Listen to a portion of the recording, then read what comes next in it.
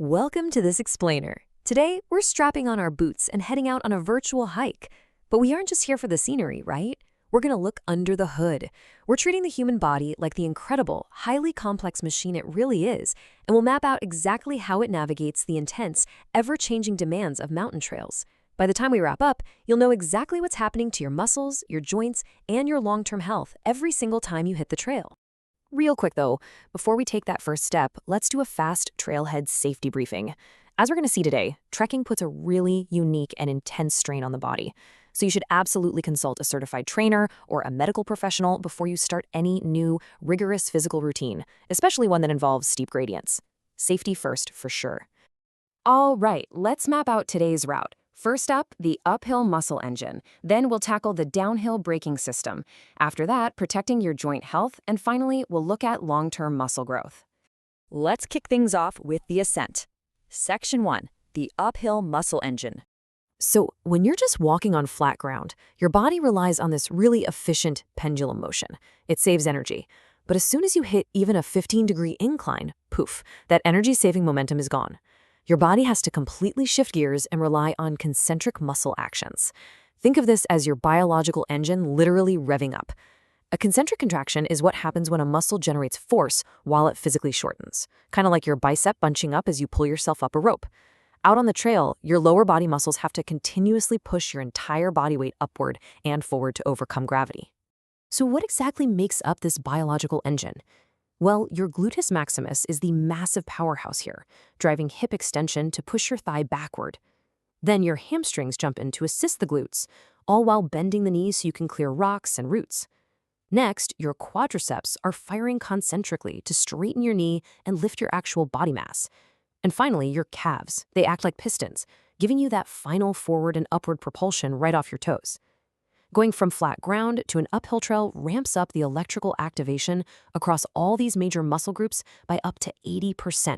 But check out this massive number, 104%. Uphill trekking is definitely not just a leg day. To keep from tumbling backward on a steep incline, you have to lean forward, right? Well, that requires your lower back muscles, specifically the lumbar erectorspinae, to spike their activation by 104% just to stabilize your trunk against gravity. It is a massive, full-body effort. But you know what they say, what goes up must come down. Moving on to Section 2, the downhill braking system. The second you crest that summit, gravity starts accelerating you forward, and your body has to figure out how to safely absorb all that kinetic energy. We completely shift from that concentric, muscle-shortening engine we just talked about over to the eccentric, muscle-lengthening brakes of the downhill descent. During an eccentric contraction, your muscle is trying its hardest to contract, but the external force of gravity pulling your body weight is just so strong that the muscle is actually forced to lengthen while it's under tension. It is literally like trying to slowly lower a heavy piano down a flight of stairs. It creates massive mechanical strain. Let's look at the specific stabilizers acting as your brakes here. Your quadriceps take the absolute brunt of the impact, lengthening under extreme tension to stop your knees from buckling. Meanwhile, your tibialisanterior, that's the muscle on the front of your shin, is working frantically to lower your foot gently so your toes don't just violently slap into the dirt. And all the while, your ankle and gluteal muscles are firing nonstop to keep your pelvis level and prevent your ankles from rolling on the uneven terrain. Now, the scary part is, as these stabilizers fatigue, hikers start losing their proprioception, that's your inherent sense of body positioning, which drastically increases your risk of tripping or rolling an ankle. And this brilliantly illustrates the exact toll that braking takes on your body.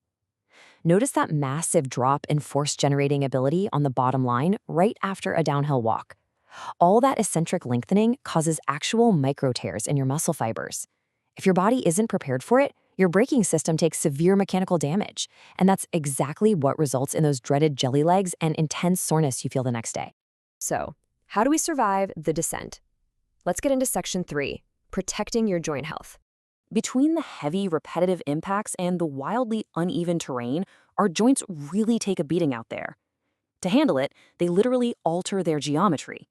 As these kinematic adaptations show, when you're going uphill, the ankle sustains a lot more dorsiflexion, which just means your toes point higher up to help lower your center of mass. Meanwhile, the knee and the hip stay in states of elevated flexion, or bending, to absorb shocks and clear obstacles. This is great for keeping your base of support stable, but it also means your joints are working way outside their normal level ground ranges of motion for hours on end. But here's the good news. We don't have to rely on anatomy alone. Enter trekking poles. Research shows that using poles can reduce the compressive forces on your knees by up to 25%. Over a descent of a few thousand feet, that is literally tons of force being transferred away from your vulnerable knee cartilage. It's a total game changer. Using poles is basically like putting your body into four-wheel drive. You're instantly transforming your standard bipedal gait into a functional quadrupedal gait. You get to distribute all that burden into your arms, your upper lats, and your core. Remember that massive 104% spike in lower back strain we talked about on the uphill? Using poles brings that right down to just 59%. It drastically delays leg fatigue, helps you establish a steady breathing rhythm, and gives you crucial stability when those downhill braking muscles inevitably start to fail.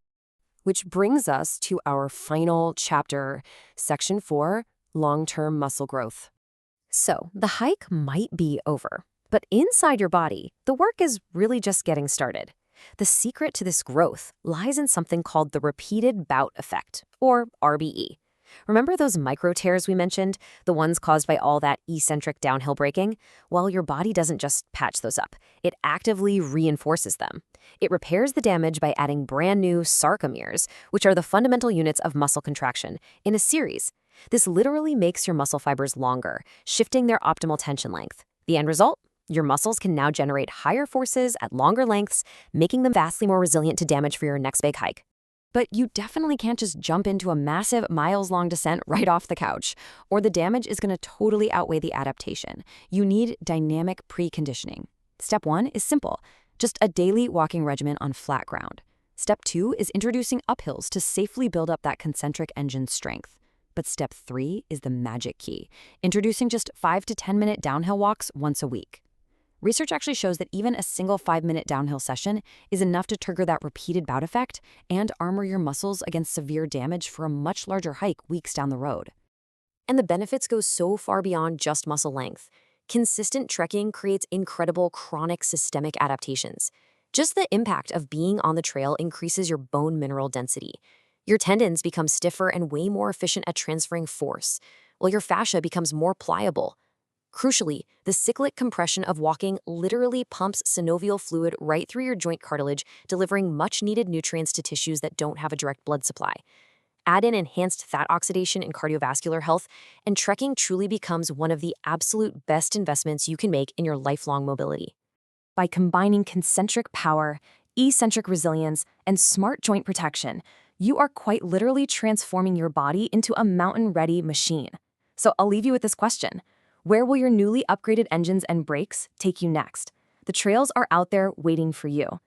Thank you so much for joining me on this explainer. If you found this biomechanical breakdown helpful, please subscribe to the channel for more informative explainers in the upcoming weeks. We've got a lot more fascinating topics to dive into. Until next time, stay curious and happy trekking.